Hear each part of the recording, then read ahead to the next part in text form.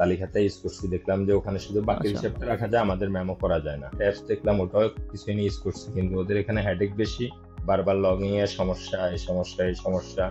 Even আমাদের অনেক ডাটাও চলে যায়। একবার আপডেট দেওয়ার পরে আমার বকেয়া বাকির হিসাব থেকে অনেক ডাটা চলে গেছিলাম, যে না মোটামুটি আপনাদের গুলা অন্যদের চেয়ে যতগুলো ইউজ করছে ওগুলো হচ্ছে একটু গোছানো আছে। এরপরেও আমি আবার আমার কিছু সমস্যা যেগুলো আমি ফেস করছি ওগুলো আপনাদেরকে জানাইছি, ওগুলা অনেকটাই নেক্সট আপডেটে আপনারা এটা মানে অনেকটাই ক্লিয়ার করে দিচ্ছেন। যে আমার ধরেন বেকারি, মূল বেকারি হিসাব যেটা বড় বেকারি, আমি ওটার হিসাবটা পুরোটাই আমি হিসাবে দিয়ে মেনটেন করতেছি এখন। তাদের এখানে সাপোর্ট পাই এই বিধায় আপনাদের হিসাবে আমি চালু করছি। তথ্য ব্যাকআপের যেটা করছেন যে ডাটা ব্যাকআপ আপডেট, ওই জিনিসটা সুন্দর করছেন, অফলাইন অনলাইন উভয়ভাবে ব্যবহার করা যায়।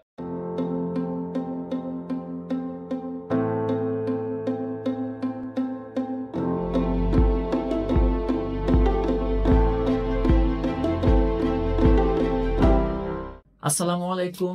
হিসাবী স্বপ্নযাত্রা সিরিজের প্রথম সিজনের চতুর্থ এপিসোড নিয়ে আবারও হাজির হয়ে গেলাম। আমাদের সাথে আজকে আছে মীর সৈয়দ ভাই, উনি আমাদের সাথে নোয়াখালীর বেগমগঞ্জ থেকে জয়েন করেছে। তো ভাই কেমন আছেন? আলহামদুলিল্লাহ ভালো আছি। আচ্ছা ভাই, তো আমরা এখানে মূলত আপনার যে ব্যবসায়িক জার্নিটা আছে এইটা নিয়ে কথা বলবো। তো প্রথমেই আপনার সম্পর্কে আপনি কিছু বলবেন। আমার নাম মীর আবু সাইদ, আমার দেশের বাড়ি হলো নোয়াখালী, বেগমগঞ্জ। আমি বর্তমানে এই আমাদের 3-4টা শপ আছে, এর মধ্যে আমি এখন মেন শপ যেটা ওটাই আমি দেখাশোনা করি, আচ্ছা শাহী আচ্ছা। ফুড, চৌমোহনী শাহী ব্রাঞ্চ। ফুড।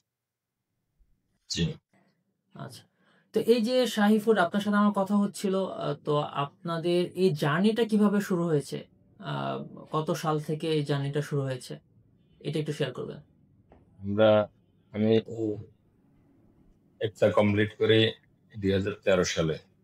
এরপর আচ্ছা। থেকে আমি বিজনেসে ইনভলভ হই। হুম তখন হুম থেকে আমি আমার একটা ছোটখাটো বিজনেস শুরু করি, এই দুধ প্যাকেট জাত। হুম হুম হুম। ওরকম করে আমরা বাজারে ওটা সেল দিই। এক পর্যায়ে মোটামুটি অনেক ভালোই সেল হচ্ছিল।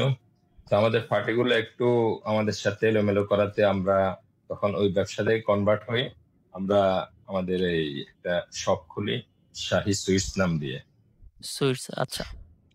তো পরবর্তীতে ওখানে একটা মিষ্টি দোকান নিয়ে আমরা ওই দোকানটা যখন নিতে গেলাম, তখন আমাদেরকে অনেকেই বললো যে এই জায়গাটা আসলে এত ভালো না, এই জায়গাতে অনেকেই টিকে নেই, আচ্ছা আপনারা আচ্ছা। পারবেন কিনা দেখেন। আচ্ছা পরবর্তীতে আমরা আল্লাহর নাম করে আমরা শুরু করছি ওখানে বিজনেস, আমরা আচ্ছা। 2 ভাই মিলে।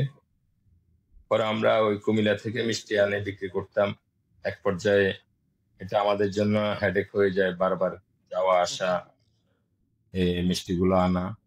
হুম। পরবর্তীতে পাঠিয়ে আমাদেরকে পৌঁছায় দিয়ে আসতো যখন আমাদের সেল আচ্ছা। একটু অগ্রগতি হয়েছে। হুম হুম। এরপরে আমরা একটা ফ্যাক্টরি থেকে মাল আনতাম। ওখানে যে কারিগর, মেন কারিগর, উনি আমাদেরকে একটা পরামর্শ দিল যে আপনারা একটা ফ্যাক্টরি করে নেন, যে ওখানে একজন কারিগর এবং একজন হেল্পার দিয়ে আপনারা কাজ শুরু করেন। তো আচ্ছা আমরা ওইভাবে এই চিন্তাধারা ছিল, কিন্তু সাহস পাচ্ছি না যে একটা ফ্যাক্টরি চালু করব বা কি। পরে কিছুদিন পরে উনি আবার বলল যে আমি তো এখান থেকে চাকরি ছেড়ে দিছি, মালিকের সাথে আমার সাথে একটু ইয়ে হয়েছে, এখন আপনি কি ফ্যাক্টরি রেডি করছেন, তাহলে আমি চলে আসতে পারি। আমি বলছি না, আচ্ছা আমি তো এখনো ফ্যাক্টরি রেডি করি নাই। আচ্ছা ঠিক আছে, আমি ফ্যাক্টরি রেডি করি। আচ্ছা। তখন উনি মুরব্বী ছিল, মিষ্টি কারিগর, কুমিল্লা বাড়ি। তো পরবর্তীতে উনি বললো ঠিক আছে, তাহলে আমি এখন এক জায়গায় মানে চাকরি করি, এরপর আপনারা যখন রেডি করবেন তখন বললে আমি চলে আসবো। তো উনি আচ্ছা এক জায়গায় কিছুদিনের জন্য ঢুকছে, ওখানে ওনার মন টিকতেছে না। পরে আমি ওনাকে নিয়ে আসছি আমার ফ্যাক্টরিতে। নিয়ে আসার পরে উনি ওই যেভাবে বলছে ওভাবে ফ্যাক্টরিটা, আমি তো নতুন, কিছু জানি না, উনি যেভাবে বলছে ওইভাবে চুলে টুলে বা মিষ্টির পাতিল এগুলা সব রেডি করছে। উনি সহজে আমরা এগুলা কিনে আনলাম। এরপরে আমরা বিজনেস স্টার্ট করি। তখন আমাদের অল্প কিছু দুধ নিয়ে আমরা শুরু করি বিজনেসটা। আচ্ছা। উনি মিষ্টি বানায় দিত, আমরা এগুলা দোকানে বিক্রি করতাম। হুম হুম। হইতে হইতে আস্তে আস্তে এগুলা বাড়তে বাড়তে তখন উনি গরম মিষ্টি দিত, তো পাশে ফ্যাক্টরি, পাশে দোকান। তো ওখানে মিষ্টি বানিয়ে দিতে আমাদের দোকানে নিয়ে আসি, আমরা বিক্রি করতাম। দেখা গেছে গরম গরমে অনেক মিষ্টি বিক্রি হয়ে যেত, প্রায় যা চাহিদা বানাইতো বেশি ওগুলা ছিল। গরম গরমে শেষ হয়ে যেত। না চাহিদা না, আমরা কম কমে বানাইছিলাম। চাহিদা বলতে আচ্ছা আমরা বেশি বানাই না, কারণ মাল যাতে করে মানে লাস্টিং না করে, ডেলিভার আচ্ছা ডেলি আচ্ছা শেষ হয়ে যায়। আচ্ছা কারণ আচ্ছা মানুষ আচ্ছা। তাজা মালের প্রতি একটা আকৃষ্ট থাকে। হুম হুম। তো এইভাবে আমরা মোটামুটি মিষ্টির আইটেম আস্তে আস্তে বাড়ানো শুরু করলাম। আচ্ছা। প্রথম আমরা রসগোল্লাটা চালু দিলাম, এরপর হুম রসগোল্লার হুম। পরে আমরা আস্তে আস্তে ক্ষীরমন, রসমলাই, এরপর আরো অন্যান্য আইটেমের দিকে গেলাম। আচ্ছা। এরপরে যখন দেখলাম যে না মোটামুটি মানুষের চাহিদা বাড়তেছে দিন দিন, তখন আমরা আস্তে আস্তে ইয়েটাও স্টাফও বাড়াই আর এবং বিজনেসটাও মানে দুধের পরিমাণ আরো বৃদ্ধি করি। এরপরে আচ্ছা এক পর্যায়ে আসি যে আমাদের প্রায় 200 কেজির মতো দুধের কাজ হয় daily তখন। 200 তো কেজি। হ্যাঁ, পরে আমরা ওই বিজনেসটা দেখলাম যে এভাবে মানে একটা দোকান দিয়ে করাটা টাফ হয়ে যায়, আরেকটা দোকান হলে আমাদের মনে হয় একটু ভালো হবে। আচ্ছা তাহলে আমাদের ফ্যাক্টরি খরচটা আমাদের একটু কিছুটা হলেও রিকভার হবে। ওখান থেকে কিছু হলো, আমাদের এখান থেকে তাহলে আমাদের খরচটা কমে আসলো। তো পরবর্তীতে আমরা আরেকটা দোকান নিই, ওখানে খাসের হাট নামে আরেকটা বাজার ছিল। প্রথম আচ্ছা দোকানটা কিন্তু আমরা হারিস চৌধুরী বাজারে দিই, সুবর্ণচর। আচ্ছা পরে খাসের হাট নামে আরেকটা বাজার, ওখানে আরেকটা দোকান নেই। ওই দোকানটা যখন শুরু করি, কিন্তু ওখানে আমাদের সেল আলহামদুলিল্লাহ মোটামুটি খারাপ না, ভালোই আছে, কিন্তু আমাদের মিষ্টি সেলটা হচ্ছে না ওখানে। আচ্ছা পরব- এরপর আমরা চিন্তা করলাম যে কিভাবে কি করা যায় মিষ্টি সেলের জন্য, এই জায়গাটা পারফেক্ট না, আমরা অন্যত্র আরেকটা দোকানের চিন্তা ভাবনা করি। তো দ্বিতীয় দোকান নেওয়ার সময় অবশ্য আব্বু বলছিল, নিষেধ করছিল যে না দেওয়ার জন্য। যখন দেখলে না আমার আমি দিবই, তখন আর নিষেধ করে না, বললো ঠিক আছে করো। আমার বাবা আবার সবসময় আমাদের বিজনেসের খবর নিত, কি অবস্থা, কেমন, কতটুকু অগ্রসর হয়েছে, তখন তিনি চাকরি করেন। আচ্ছা তো পরবর্তীতে আমরা ওখান থেকে আবার কিছু লোক করছি বিভিন্ন জায়গায়, যে ভালো ভালো মানের বাজার গুলাতে, যাতে আমাদেরকে একটা দোকানের ব্যবস্থা করে দেয়। আচ্ছা তখন ওর পাশে আরেকটা বাজার ছিল, বুইয়ার হাট বলে আর কি। ওই বুইয়ার হাটে একটা দোকান খালি ছিল। এটা আগে আওয়ামী লীগের অফিস ছিল, এর আগে হোটেল ছিল। এই 1 বছর 2 বছরের মধ্যে কয়েকজন পরিবর্তন হয়েছে হোটেল। তো আমরা যাওয়ার পরে ওটা মোটামুটি দেখলাম, দোকানটা আমার পছন্দ হলো, দোকান অনেক বড়। তো পরে আমি বললাম যে আচ্ছা মালিকের সাথে আমরা কথাবার্তা বলি। এর মধ্যে আমাদের কয়েকজন পরিচিত যারা ছিল, ওরা বলতেছে এই দোকানটা জায়গা ভালো না, এখানে অনেকে ব্যবসা করে টিকে নাই। পরে আমরা একদম চিন্তা পুরো করলাম আগের যেহেতু দোকানের মতো। হ্যাঁ হ্যাঁ, যেহেতু একটা দোকানে আমরা ব্যবসা করে সাকসেস হয়েছি, তাহলে ইনশাল্লাহ এখানেও হবো। পরে নেক্সট টাইম আমরা ওখানে ওই দোকানটা মালিকের সাথে কথাবার্তা বলার পরে মালিক আমাদেরকে যে অ্যাডভান্স দিছে, ওর থেকে আমরা আরো 20,000 টাকা কমাই আমরা চুক্তি করে ফেললাম। চুক্তি আচ্ছা করার পরে এরপরে আমরা ওটা মোটামুটি স্টার্টিং করি। স্টার্টিং এর শুরুতে প্রথম দিন আমাদের বিক্রি হয়েছে মনে হয় 10,500 টাকা, আচ্ছা 10,500। তো এই দোকান হিসাবে খারাপ না, 10,500 সেল অনেক ভালো। যদি কেন গ্রামের দোকান তো হুম হুম হিসাবে হুম। 10,500 অনেক ভালো সেল। আরো আজ থেকে ধরেন 10 বছর আগে, 2013 সালে আচ্ছা ওই প্রথম দোকানটা নিই 2013, দ্বিতীয় দোকানটা নিই 2014, তৃতীয় দোকানটা মেবি 15 সালে, দুই হাজার আচ্ছা পনেরো সালে লাস্টের দিকে নিছিলাম। তো মোটামুটি ওটাতে যখন 10,000 হলো, বাবাও খুশি হইলো, না মোটামুটি এখানে সেল আছে। বাবা প্রথম নিষেধ করছিল, পরে দেখলেন না এটাতে ও নিবেই, বলছে নিবেই, আর নিষেধ করে নেই। ওটা নিছি মোটামুটি। আমি ওখানে প্রথম দিন দোকানদারি করছি। এরপরে যখন দোকানটা একটু মোটামুটি লাইন করে দিয়ে, এরপরে বড় ভাইয়াকে ওখানে দিয়ে দিছি। আমি আবার হুম। আগের প্রথম দোকানে চলে আসছি, ওখানে যেহেতু ফ্যাক্টরি মেনটেন করতে হয়, তো ওখানে আসছি আবার এগুলো করলে। মোটামুটি তিন দোকানে আমাদের এভারেজে সেল খারাপ না, মোটামুটি ভালো আছে। দ্বিতীয় দোকানে আরেকটা ম্যানেজার দিছি, ছেলে একটা। আচ্ছা ওই তৃতীয় দোকানে বড় ভাইয়ের সাথে ছেলে একটা, এখানে আমি, আমার সাথে আরো ছেলে দুইটা। মোটামুটি ভালো একটা সেল হইতেছে। এরপরে আমরা মোটামুটি ওইভাবে এই 2019 কোভিড এর সময় হয়ে গেছে। হুম। এর মধ্যে আবার ঘরের কাজও করছি, তারপর আমি আবার বিয়ে আচ্ছা করছি।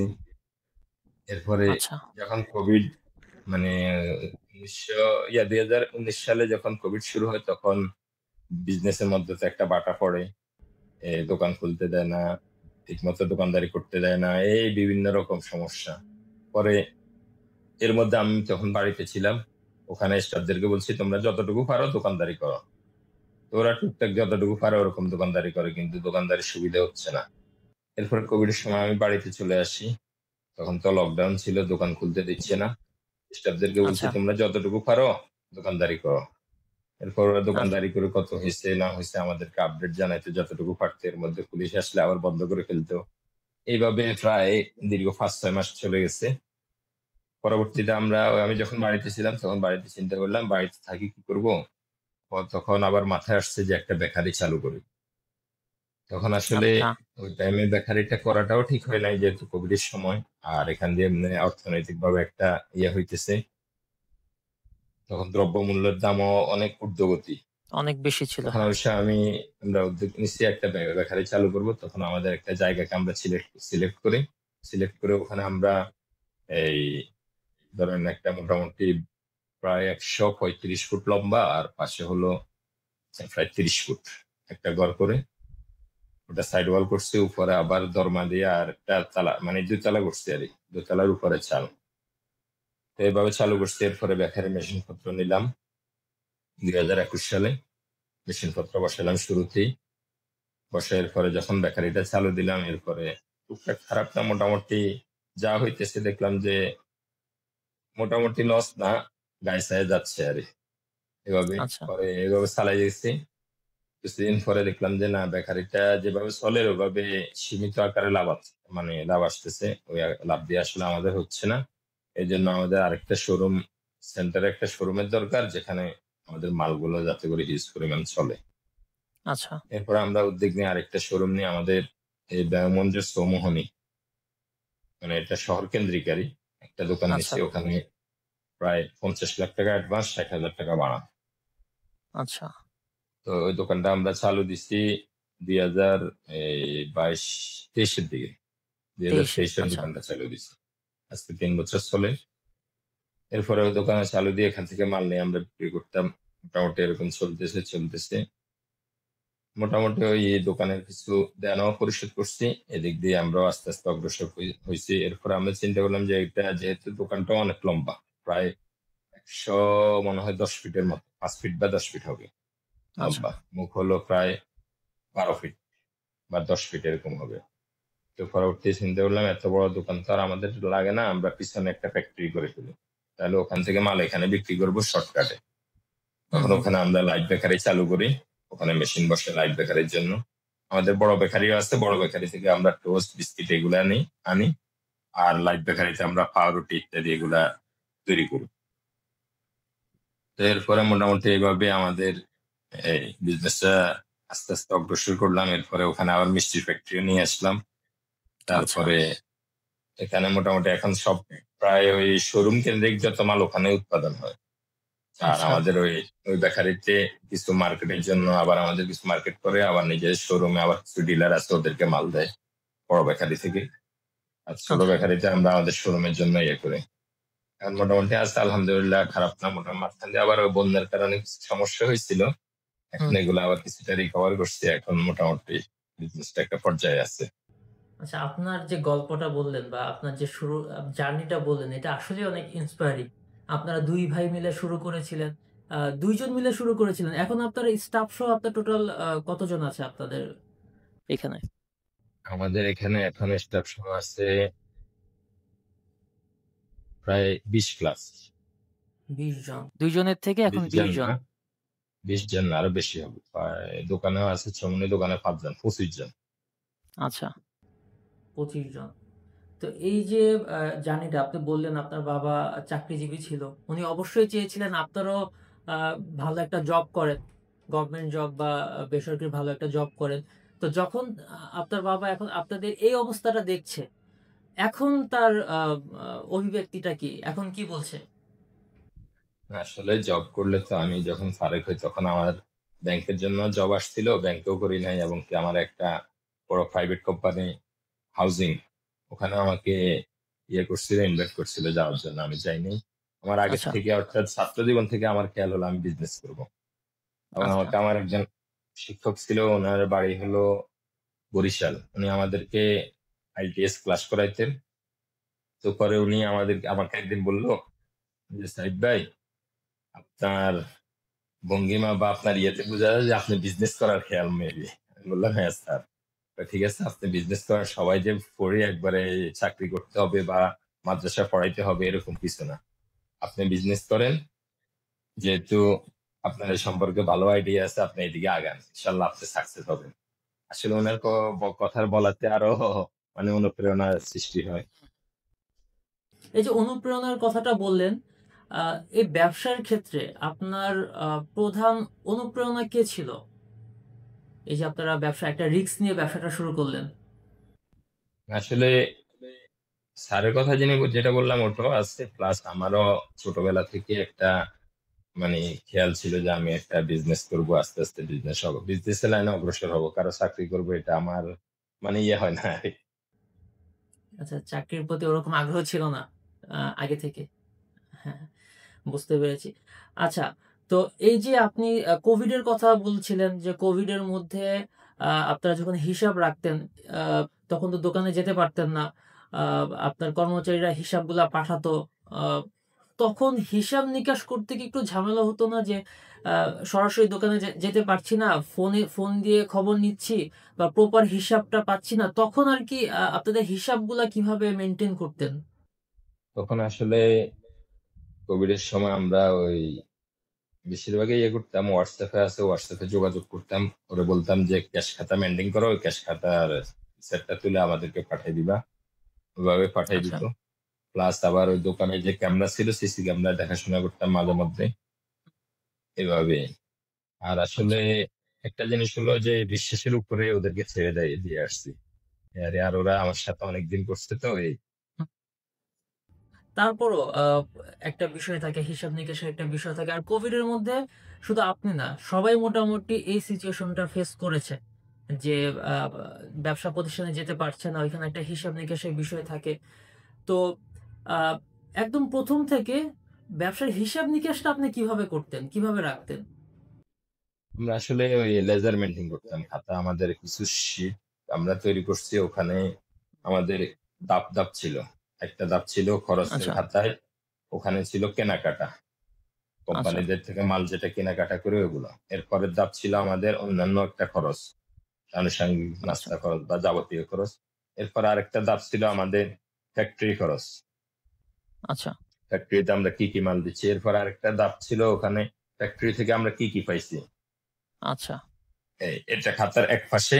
আর আরেক হুম পাশে হুম। আমরা মেনটেন করতাম ওখানে গতকালকের আমাদের ক্যাশ কত ছিল, তারপরে এরপরে আজকের ক্যাশ কত আছে, এবং এর মাঝখানে আমি যে লেনদেন করছি এগুলো এবং আজকের ক্যাশ একসাথে করে গতকালকের ক্যাশটা বাদ দিলে আমাদের বিক্রিটা আমরা বের করে ফেলতাম, আর এইভাবে। বুঝতে পেরেছি।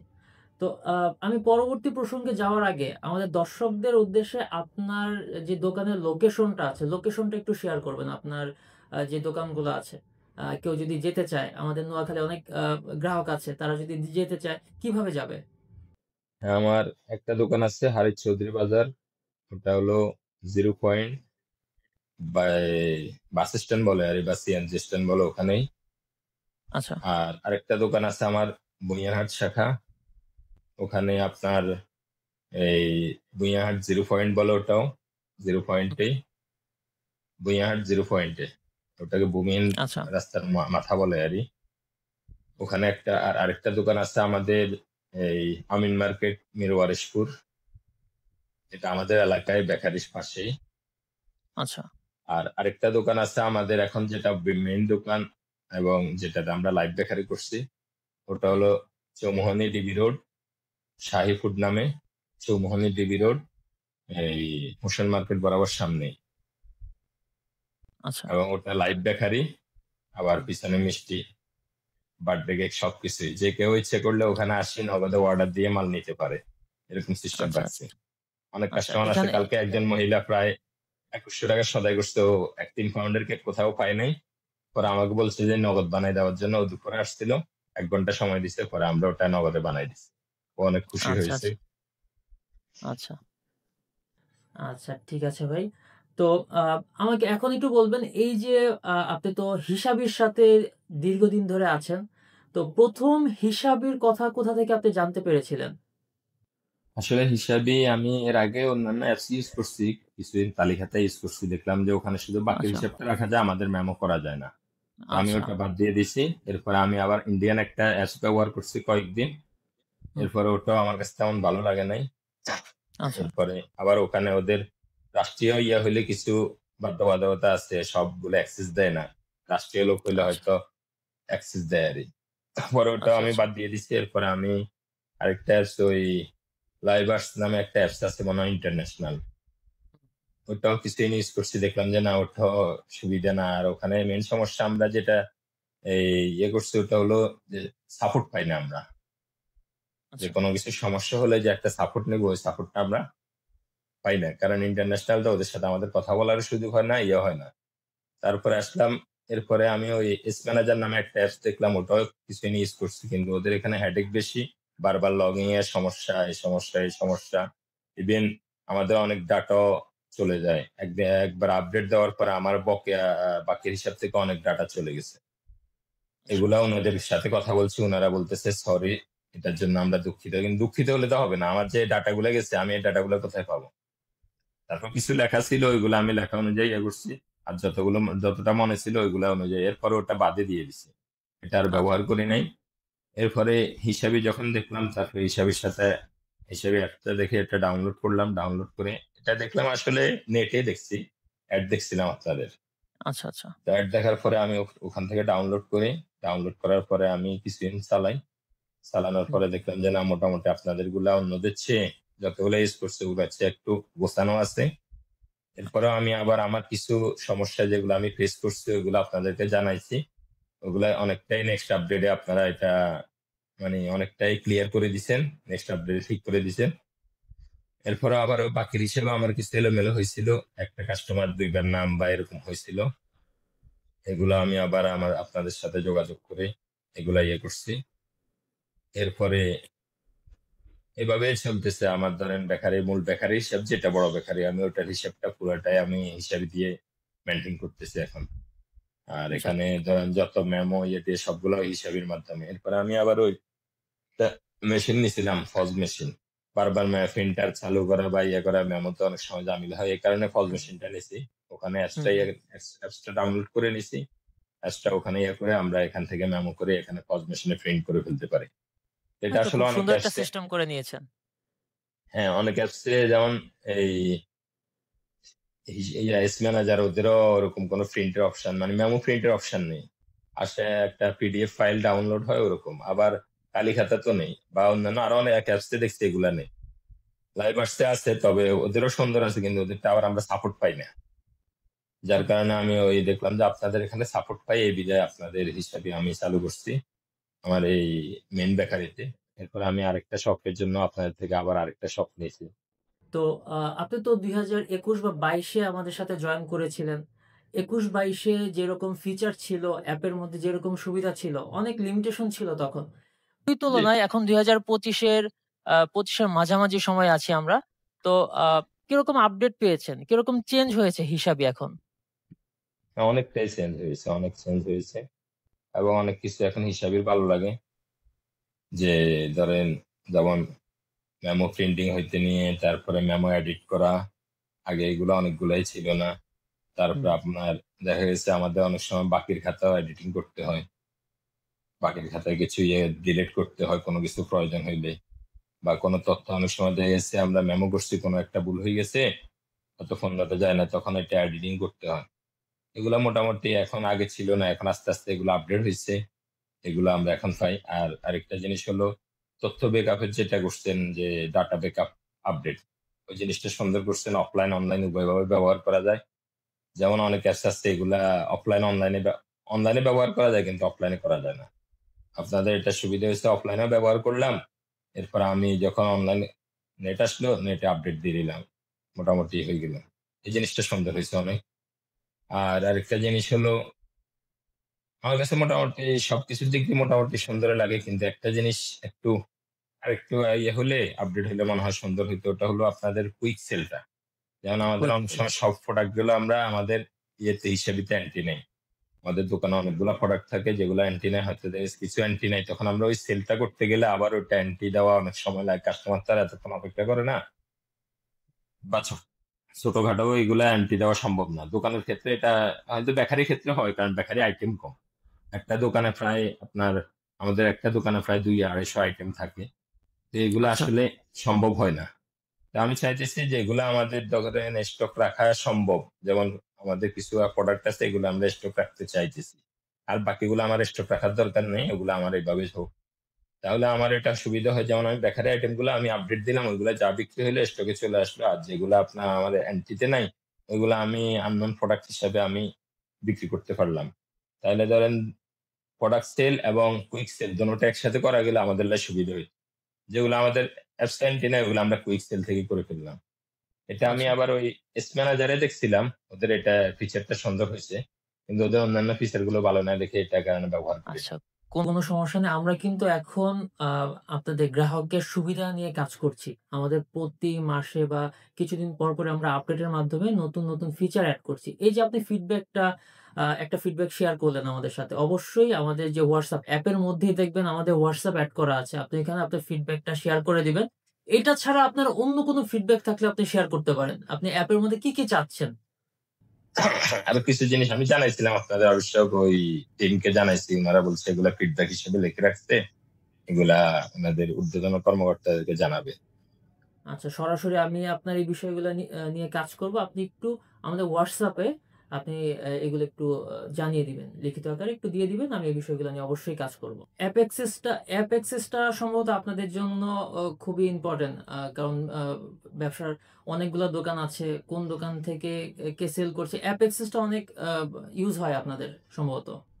হ্যাঁ, হ্যাঁ, আমাদের অ্যাপ অ্যাক্সেসটা বেশি প্রয়োজন হয়, কারণ ধরেন আমার বেকারিতে বেশিরভাগ তো আমার ম্যানেজারে মেমো করে। তা আমি ওনাকে হুম, অ্যাপ অ্যাক্সেস দেওয়ার কারণে উনি ওনার মানে ওনার অ্যাক্সেসে ঢুকে উনি মেমোটা করতে পারে, আমার এখানে শো করে। আবার দেখা গেছে আমার দোকানেরটা আমি দিয়ে দিলাম, ওনারা দোকানে ইয়ে করলো, ওটা আমার এখানে শো করলো।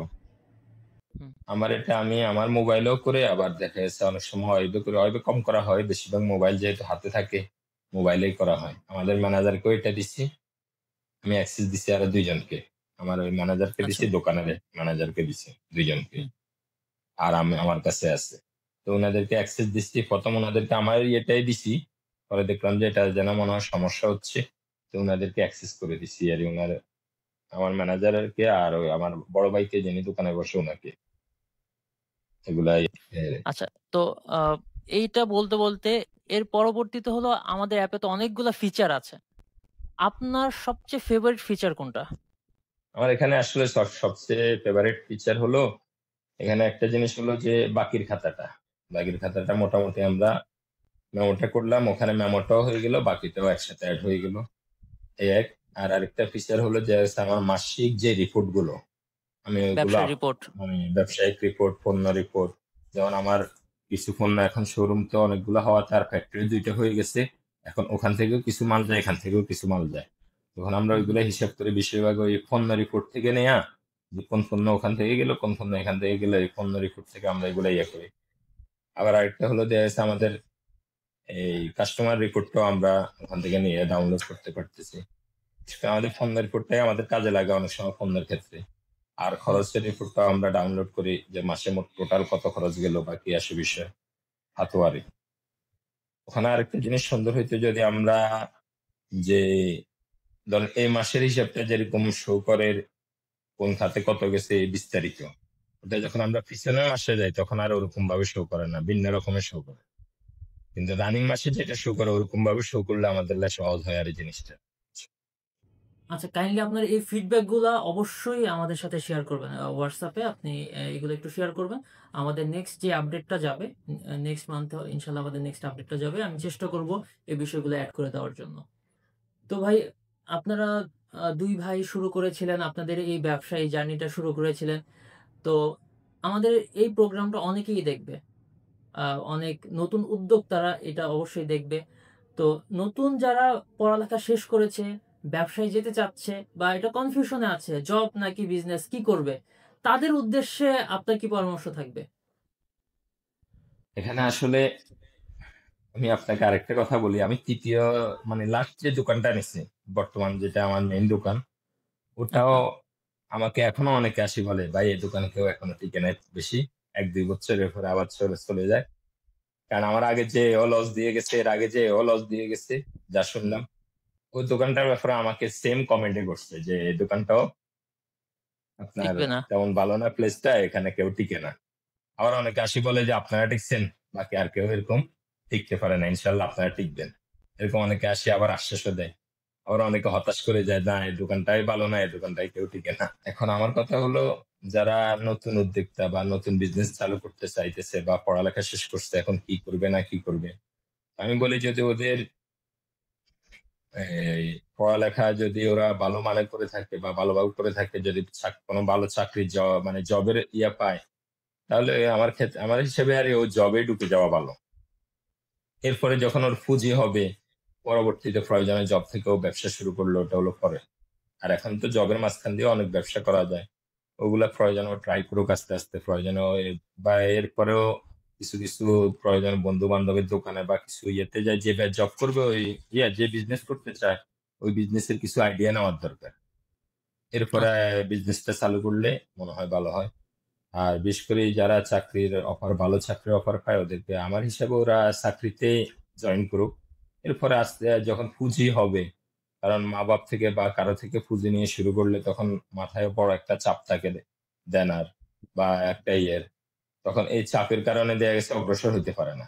আমার যদি অন্তত 80% পুঁজি আমার আছে, 20% আমি বাহির থেকে নিলাম, এরকম হলে আমার হিসাবে ব্যবসা করা যায়।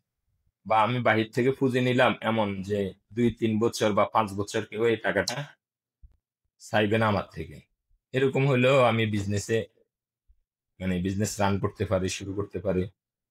আর বিশেষ করে যাদের পুঁজি আছে হাতে, বিজনেসও জানা আছে, ওদের জন্য আমি বলি আর যে ওরা আসলে চাকরির চেয়ে ওরা বিজনেস করাটাই ভালো। বিজনেস আইডিয়া আছে, পুঁজি আছে। আর যদি বিজনেস আইডিয়া না থাকে, পুঁজি আছে, তাহলে ও যে বিজনেস করতে চায়, ওই বিজনেস নিয়ে আগে দিয়ে কিছু গবেষণা করুক, বিজনেস সম্পর্কে বুঝুক, বুঝার পরে এরপরে বিজনেসটা চালু করুক। অথবা অনেক সমস্যায় পড়তে হয়। আমরাও করছি, অনেক কিছু ফেস করছি, যাক আলহামদুলিল্লাহ, আল্লাহ আমাদের একটা সাকসেস করছে। কিন্তু অনেকের ক্ষেত্রে হয় না, অনেকের ক্ষেত্রে অনেক অনেক ঋণী হয়ে যায়। এই কারণে বিজনেস শিখে তারপরে বিজনেস করাটাই ভালো। আমরা যেরকম পড়ালেখা করে আমরা চাকরি করি বা আমাদের পড়ালেখার প্রয়োজন হয় চাকরির ক্ষেত্রে, ইয়ের ক্ষেত্রে, আমি মনে করি যে বিজনেসের ক্ষেত্রে প্রয়োজন আছে। আমরা অবশ্যই। বিজনেস আইডিয়াটা নেওয়া আমাদের অনেক প্রয়োজন। আমরা আগে কিছু বন্ধু বান্ধব থাকলে বা কি অনলাইন থেকে বা ইয়ের থেকে, অনলাইনে অনেক কিছু আসলে অতিরিক্ত দেখানো হয়, যেগুলো আসলে ঠিক না। আমি অনেক কিছু সঠিক। দেখলাম যে অনলাইনে ইউটিউবে দেখা যায় যে 25,000 মাসে ইনকাম, 50,000 ইনকাম, 1 লক্ষ টাকা ইনকাম, আসলে কিন্তু এটা বাস্তবতায় গেলে এরকম হয় না। এই কারণে আগে বাস্তবতাটা আগে দিয়ে চিন্তা ভাবনা করতে হবে এবং বিজনেস আইডিয়াটা নিতে হবে, এরপরে বিজনেস শুরু করতে হবে। আচ্ছা। তো ভাই, আপনি তো সফল উদ্যোক্তা, সফল ব্যবসায়ী। তো এই যে আপনার এই সফলতার পিছনে হিসাবই কি কোনো দিক দিয়ে কোনো অবদান রাখতে পেরেছে? আমরা তো বিজনেস করে করে আসতেছি অনেকদিন যাবত। এখন যে হুম, আমরা হুম। বিজনেসটা ইয়ে করতেছি, এটা হয়তো হিসাবের কারণে আমাদের কিছুটা গোছালো হয়েছে, কিছুটা সহজ হয়েছে। এবং ধরেন আমাদের বাকির হিসাব, যেমন আমার ম্যানেজার হিসাব করে আর আমি এখান থেকে পাইতেছি, হুম, হুম, আমার দোকানে হিসাব করলে আমি এখান থেকে পাইতেছি, এরকম। হুম, হুম। কিন্তু এটা আসলে বেকারের ক্ষেত্রে সহজ হয়, কিন্তু দোকানের ক্ষেত্রে হিসাবটা মেনটেন করা, মানে হিসাব দিয়ে মেনটেন করা অনেক কঠিন হয়ে যায়। এই যে কঠিন হয়ে যায়, আমরা আপনাদের থেকে ফিডব্যাক নিয়ে অবশ্যই এটাও বেকারির মতো যেন সহজ হয়, এই এই দিকে আমরা আগাবো। ইনশাল্লাহ আমরা এটাকেও সহজ করে তুলবো আপনাদের কাছে। তো আপনি বলছিলেন আপনার আপনার বাবা জব করত, আপনারা ব্যবসা করছেন। আপনাদের নেক্সট যে প্রজন্ম আছে, তারা কি করবে? জব করবে না ব্যবসা করবে? আমরা তো চাই নেক্সট প্রজন্মরে আগে শিক্ষিত করে। শিক্ষা হ্যাঁ। হলো নিজের জন্য। শিক্ষা আমার চাকরির জন্য না, ব্যবসার জন্য না, কিছুর জন্য না। আমাকে আমার একজন শিক্ষক যখন বললো যে তুমি কি বিজনেস করবা, যদি বিজনেস করে তাহলে আর পড়ালেখার দরকার নেই। তো আমি ওনাকে প্রশ্ন করলাম যে স্যার, মানে আমার ওস্তাদের প্রশ্ন করলাম যে দেখেন, আমি কি চাকরি করব কি মানে শিক্ষা নিচ্ছি কি আমি চাকরি করার জন্য না বিজনেসের জন্য না আমার নিজের জন্য। আমি আমার শিক্ষা নিচ্ছি নিজের জন্য। অবশ্যই। চাকরির ক্ষেত্রে হয়তো এটা আমার সহায়ক হয়। আবার দেখা গেছে আমার বিজনেসের ক্ষেত্রে এটা সহায়ক হয়। কিন্তু আমার শিক্ষাটা হলো আমার নিজের জন্যই মেইন অবশ্যই। প্রয়োজন। আর আমরা অবশ্যই একটা হাদিসও পড়ছিলাম যেটার হলো মান তাআল্লামা ইলমান মিম্মা ইবতাগা বিহি ওয়াজহুল্লাহ লা ইয়াতাআল্লামুহু ইল্লা লিইউসিবা বিহি আরাদাম মিনাদ দুনিয়া লাম ইয়াজিদ আরাফাল জান্নাহ। যে ব্যক্তি দ্বীনি ইলম শিক্ষা করবে দুনিয়া কামানোর উদ্দেশ্যে। উনি আমার উস্তাদ হুজুরে ছিল। আমি উনারে বললাম যে ব্যক্তি দ্বীনি ইলম শিক্ষা করবে দুনিয়া কামানোর উদ্দেশ্যে। তাহলে আল্লাহ রাসূল বলছে সে জান্নাতে যাবে না, জান্নাতের ঘ্রাণও পাবে না। তাহলে আমি চিন্তা করতে হবে আমার শিক্ষার দ্বারা যাতে অন্যজন উপকৃত হয়। হ্যাঁ, সবচেয়ে বেটার হলো আমি যদি শিক্ষা গ্রহণ করার পরে আমি আরেকজনকে এই শিক্ষাটার আলো দিতে পারি বা পড়াইতে পারি তখন এটা আমার জন্য সবচেয়ে বেটার। তাহলে আমার শিক্ষাটা সবচেয়ে মানে মেইন কাজে লাগলো যে আমি আরেকজনকেও শিখাইতে পারলাম। কিন্তু এছাড়াও আমার শিক্ষাটা তো আমার জন্যই। আচ্ছা, ধন্যবাদ সাইদ ভাই, আপনার ব্যস্ততার মাঝে আমাদেরকে সময় দেওয়ার জন্য। আশা করব হিসাবের সাথে আপনার পথ চলা যেরকম ছিল সামনে আরো বেটার হবে। আবারও আপনাকে ধন্যবাদ। তো আমাদের হিসাবী স্বপ্নযাত্রা সিরিজের আজকের এপিসোড এখানেই সমাপ্ত হচ্ছে। নেক্সট টাইম আমরা অন্য কোনো গ্রাহককে নিয়ে আবারও চলে আসবো। সে পর্যন্ত সবাই ভালো থাকবেন। আল্লাহ হাফেজ।